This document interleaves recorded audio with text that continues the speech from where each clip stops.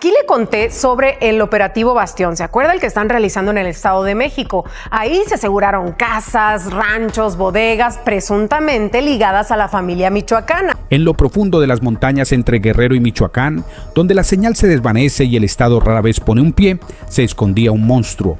No era un campamento improvisado ni una cocina clandestina, era una fábrica de guerra química. El 18 de abril, una operación secreta liderada por Omar García Harfuch, en coordinación con la DEA y Fuerzas Especiales Mexicanas, desmanteló uno de los narcolaboratorios más grandes y sofisticados del continente. Maquinaria alemana, manuales científicos, precursores químicos de Asia y toneladas de metanfetamina listas para inundar Europa y Estados Unidos. Lo que parecía una simple redada reveló un imperio oculto de escala internacional.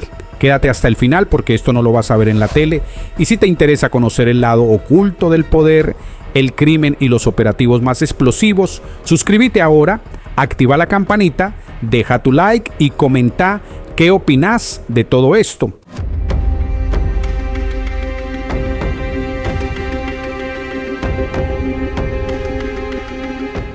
Capítulo 1. El día que tembló el narco. Eran las 3:47 de la madrugada del 18 de abril, cuando helicópteros artillados rompieron el silencio de la sierra entre Guerrero y Michoacán. No era un operativo cualquiera. A bordo viajaban elementos de élite del ejército, agentes encubiertos de la DEA y el equipo táctico especial de Omar García Harfuch. El objetivo era claro: irrumpir en uno de los puntos más protegidos del crimen organizado, una estructura que hasta esa noche había operado con total impunidad. La información había sido recopilada durante más de 6 meses. Drones camuflados, interceptaciones de radio, vigilancia satelital y un informante clave dentro del círculo delictivo permitieron trazar la ubicación exacta del laboratorio. No era una cocina improvisada escondida entre arbustos, era una instalación de escala industrial enterrada entre árboles, con generadores propios, sensores de movimiento y personal altamente entrenado para destruir evidencia. Cuando las tropas tocaron tierra, el infierno comenzó. Una ráfaga de disparos recibió a los agentes, pero el factor sorpresa jugó a favor del Estado. En menos de 8 minutos, los sicarios que resguardaban la entrada fueron neutralizados. En el interior, la escena dejó sin palabras a los propios militares. Reactores de acero inoxidable, tanques de refrigeración química, túneles de ventilación forzada y racks con bidones de precursores importados desde China e India. Según el reporte de la Sedena, el laboratorio tenía capacidad para producir más de 2 toneladas de metanfetamina líquida por día, una cifra escalofriante. Esta droga, al ser más fácil de transportar y disimular, se destinaba a centros de procesamiento secundarios en la frontera norte, donde era convertida en cristales y enviada a Estados Unidos y Europa en cargamentos de comida, maquinaria o hasta cargadores solares. La magnitud del hallazgo sorprendió incluso a los agentes estadounidenses presentes. Uno de ellos, bajo anonimato, declaró: "He visto laboratorios en Colombia, en Afganistán y en Asia, pero esto no es un narcolaboratorio, es una fábrica química clandestina con nivel de farmacéutica legal. México ya no exporta droga, exporta ciencia criminal". Entre los documentos encontrados había planos de nuevas instalaciones, listas de embarque internacionales, manuales de producción en alemán, contratos con químicos y hasta tablets con videollamadas encriptadas que usaban para coordinar rutas y pagos. También había cámaras con reconocimiento facial en cada entrada, lo que revela un nivel de paranoia y tecnología jamás visto en una organización criminal mexicana. El golpe no fue solo físico, sino simbólico. El corazón de la nueva familia michoacana había sido expuesto. En cuestión de horas, el narco perdió millones de dólares en equipo, toneladas de droga en proceso y, lo más importante, su aura de invulnerabilidad. La noticia se filtró y corrió como pólvora por los radios de frecuencia privada. Cayó el laboratorio, repito, cayó el laboratorio. Omar García Harfuch, quien coordinó la operación desde una unidad móvil táctica, mantuvo silencio ante la prensa durante las primeras 24 horas, pero dentro del equipo se celebró como una victoria histórica. La DEA calificó la acción como el golpe más preciso y significativo de los últimos 10 años en la región. No se trató de suerte, Fue inteligencia pura, paciencia quirúrgica y una ejecución sin errores. Capítulo 2. El cargamento que lo reveló todo.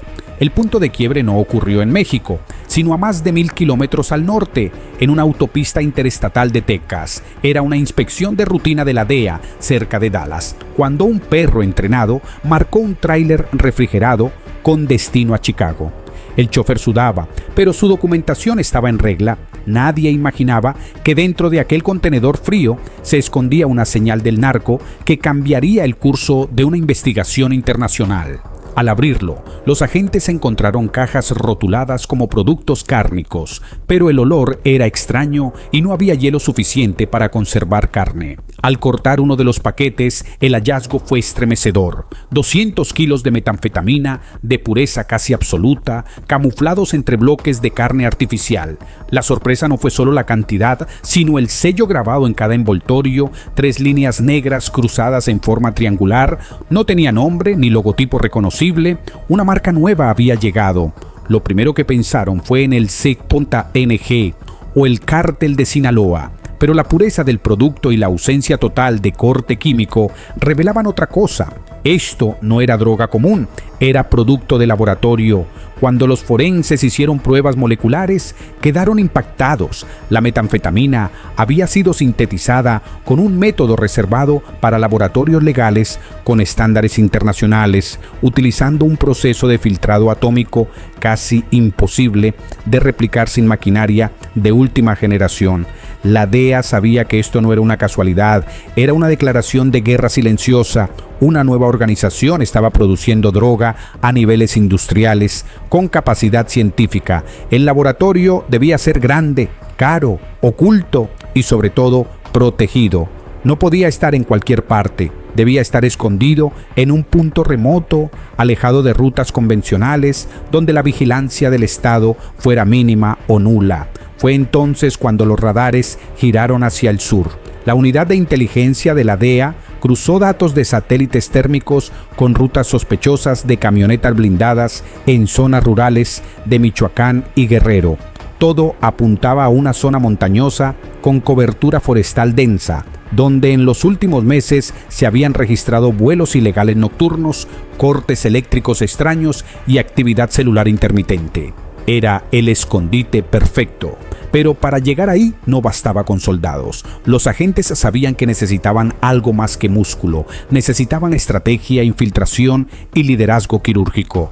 Y había un hombre que ya estaba sonando en Washington y Ciudad de México: Omar García Harfuch, el ex jefe de la policía capitalina y actual figura clave en operaciones federales. Ya tenía experiencia desmantelando redes narco en zonas urbanas y rurales. Y según fuentes de inteligencia, ya estaba diseñando un plan en secreto para entrar a esa montaña sin dejar rastro. Cuando la DEA se contactó con Harfuch, no fue para ofrecerle ayuda, sino para compartir una advertencia. El sello de las 3 líneas había sido detectado en cargamentos decomisados en España, Alemania y Australia. La droga mexicana no solo había cruzado fronteras, sino que estaba reemplazando a los laboratorios europeos y asiáticos. México se había convertido en la farmacia clandestina del planeta y la guerra química había comenzado sin que nadie lo notara. Harfuch no dudó. Activó un protocolo reservado para operaciones encubiertas en zonas de alto riesgo. No se trataba solo de encontrar el laboratorio, sino de desmantelar toda la red logística, desde los transportistas hasta los químicos, los lavadores de dinero y los ingenieros que habían construido la maquinaria. Era una operación quirúrgica y compleja, pero ya estaba en marcha.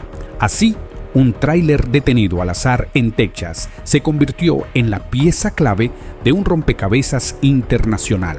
Sin disparar una sola bala, ese cargamento reveló la existencia de un monstruo en las montañas de México. Y ese mismo día, mientras la noticia aún no salía en ningún medio, Harfuch preparaba a su equipo, porque sabía que para enfrentarse a un cártel que usa ciencia como arma, había que usar estrategia, tecnología y silencio. Capítulo 3. Silencio en la sierra. Durante 2 meses, algo extraño flotaba en el aire de Coyuca, Cirándaro y la Tierra Caliente. No eran balaceras ni amenazas, era algo más inquietante, el silencio. Los habitantes, acostumbrados al estruendo de la guerra narca, ahora vivían una calma densa, como si el peligro estuviera conteniendo la respiración. Nadie hablaba, nadie preguntaba. Las tienditas recibían visitas inusuales, hombres con acento extranjero, camionetas sin placas, pagos en efectivo y sobre todo, compras masivas de productos químicos que no se usaban ni para agricultura ni para minería. Los reportes comunitarios que solían fluir hacia la Guardia Nacional de pronto desaparecieron. Nadie denunciaba, nadie veía nada. En los pueblos los rumores eran apenas susurros, que habían llegado los colombianos, que ahora los científicos mandaban, que se había prohibido disparar, porque cualquier explosión podía delatar lo que ocurría entre los cerros. El narco había cambiado de estrategia, del terror al sigilo total. Para Harfuch, aquello no era casualidad, era la antesala de algo monstruoso. La inteligencia militar filtró audios interceptados en los que se hablaba de reactores, purificación y envíos europeos. No se trataba de droga local, sino de un centro de producción con estándares internacionales. Era el Silicon Valley del narco, escondido entre árboles y peones rurales, y mientras el país miraba para otro lado, él ya tenía nombre y plan para la operación que lo cambiaría todo.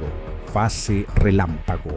Fase Relámpago no era un operativo común, fue una estrategia de guerra híbrida, combinando tecnología de punta y operaciones humanas en múltiples capas. Se desplegaron satélites térmicos con inteligencia israelí, drones invisibles con visión nocturna y agentes de campo vestidos como jornaleros. El objetivo era identificar la red eléctrica irregular, las rutas de ingreso y los movimientos de vehículos que entraban cargados y salían vacíos. Pero la clave no era la vigilancia, era el tiempo. Tenían que moverse antes de que el laboratorio migrara o se fragmentara, porque sabían que esas estructuras podían desaparecer en 24 horas si eran alertadas. Por eso se diseñó un ataque quirúrgico sin margen de error, sin confrontaciones innecesarias y sobre todo sin que el enemigo supiera que estaban cercados. La noche del 17 de abril fue la cuenta regresiva. A las 23:59 se bloquearon las señales de celular y radiofrecuencia en un radio de 15 kilómetros.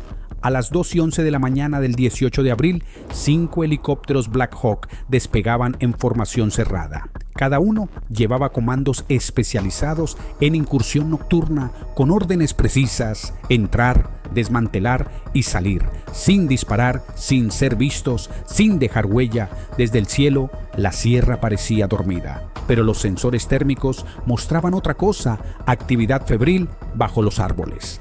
El laboratorio estaba vivo, funcionando, emitiendo calor en cámaras ocultas bajo tierra. No eran chozas ni bodegas, eran búnkeres de concreto con generadores autónomos, ventilación forzada y laboratorios estériles. La DEA no se había equivocado. Era una planta de producción masiva, con químicos operando en turnos rotativos, protegidos por tecnología y silencio. El ingreso fue perfecto. Los comandos descendieron con cuerdas a menos de 500 metros del perímetro. En 14 minutos habían tomado el control sin un solo disparo. Capturaron a 17 personas, decomisaron 4 toneladas de metanfetamina lista para exportación y destruyeron maquinaria valorada en más de $30 millones. Pero lo más impactante fue lo que hallaron en una laptop sellada con cifrado militar, los mapas de distribución global, rutas de envío y acuerdos con mafias internacionales. El mundo aún dormía cuando el laboratorio ya era escombros. Harfuch, desde un centro de control, observó las imágenes en vivo. No hubo celebraciones, sabía que ese era apenas el primero, porque en los archivos hallados había coordenadas de otros 5 laboratorios similares en distintos puntos del país. La guerra no había terminado, pero ese día, en silencio, México había ganado una batalla invisible. Capítulo 4. El monstruo bajo la montaña. La madrugada era un pozo negro de silencio mientras el convoy de fuerzas especiales se internaba en los laberintos olvidados de las Anonas. La señal de radio desapareció apenas cruzaron el cañón, dejando a los hombres solos, envueltos en la incertidumbre de la noche. El terreno era inhóspito, sin caminos visibles ni huellas recientes, como si el mundo hubiese decidido borrar toda evidencia humana. Pero ellos sabían que no estaban solos. Los sensores térmicos y la inteligencia obtenida en semanas de trabajo apuntaban a un sitio específico, un lugar que en los mapas oficiales figuraba como una mina abandonada desde los años 80. Cuando llegaron, la visión fue desconcertante. Óxido, ruinas, maquinaria carcomida por la intemperie. Todo parecía muerto, pero el aire vibraba con una energía extraña, como si la tierra misma contuviera la respiración, esperando ser descubierta. Los operadores avanzaron con sigilo, cubriéndose entre las sombras, hasta alcanzar la entrada de la mina. Al primer vistazo, parecía otro esqueleto olvidado de la vieja fiebre minera. Tablones astillados, cadenas rotas, maleza, devorándolo todo. Pero tras un reconocimiento más cuidadoso, los detalles traicionaban la fachada. La entrada, aunque envejecida a propósito, presentaba refuerzos nuevos bajo la pintura corroída.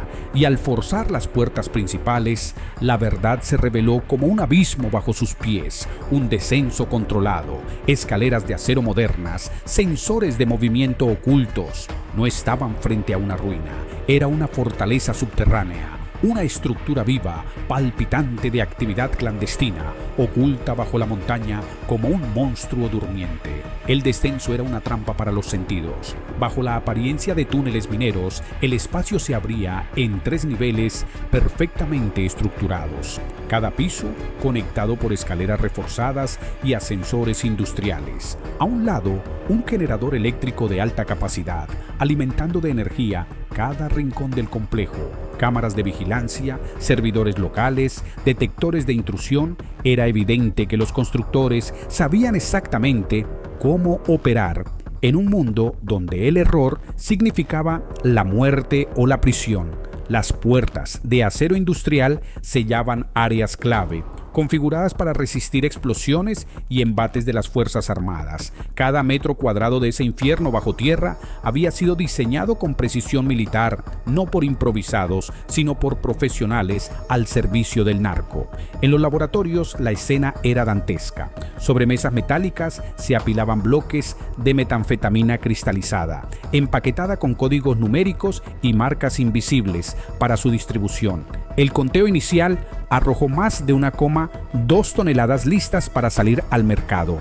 A su alrededor, montañas de barriles sellados contenían precursores químicos importados y nacionales lo suficiente para fabricar otras 4 toneladas adicionales. El olor químico era tan penetrante que varios operadores necesitaron máscaras filtrantes para no caer intoxicados. Cada tambor representaba una carga de muerte lenta destinada a ciudades donde los adictos pagarían el precio final. Pero más allá del asco y la indignación, algo más escalofriante empezaba a emerger. Aquel lugar no era improvisado, era una fábrica de veneno construida con estándares de industria pesada. El corazón del horror se encontraba en el tercer nivel, tras una serie de puertas selladas que solo se dieron tras explosiones controladas. Allí, en cuartos fríos y meticulosamente organizados, descubrieron los documentos que cambiarían para siempre la forma de entender la guerra contra el narco. Sobre estanterías metálicas descansaban carpetas, manuales y hojas sueltas, muchos de ellos escritos en terminología científica avanzada, tratados de química orgánica, manuales de farmacología, diagramas de síntesis química. No eran simples recetarios improvisados, eran manuales de nivel universitario, adaptados para uso criminal. Algunos llevaban tachaduras gruesas de marcador negro, ocultando fórmulas clave o identidades de autores, pero los fragmentos legibles no dejaban lugar a dudas. Estaban usando conocimiento académico para manufacturar muerte. Entre los papeles, algunos detalles causaron escalofríos aún mayores. Varias de las carpetas llevaban impresos sellos oficiales, logotipos de facultades públicas de renombre en México. Universidades reconocidas, cuyas aulas habían formado a los cerebros que ahora abastecían al crimen organizado. Era la evidencia viva de una traición profunda. El conocimiento, que debía salvar vidas, estaba siendo prostituido para destruirlas. Profesores corruptos, estudiantes seducidos por el dinero, investigadores desilusionados, las hipótesis se amontonaban mientras el horror crecía. El narco ya no solo compraba armas o territorios, compraba inteligencia, compraba ciencia y con ella perfeccionaba su capacidad de matar.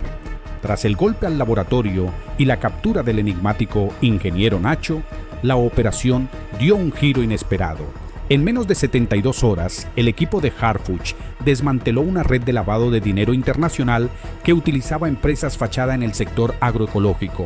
Exportaban muerte con etiquetas de fertilizantes, suplementos orgánicos y productos ecológicos. Europa entera era su mercado y nadie lo había notado hasta ahora. Esta vez el cártel cayó no con balas, sino con inteligencia, precisión y estrategia quirúrgica. Y Harfuch lo dejó claro: la verdadera guerra se gana en las sombras. Si este video te voló la cabeza, compártelo con tus amigos, deja tu comentario abajo y suscríbete para no perderte las próximas investigaciones, porque lo que viene va a estar más fuerte todavía.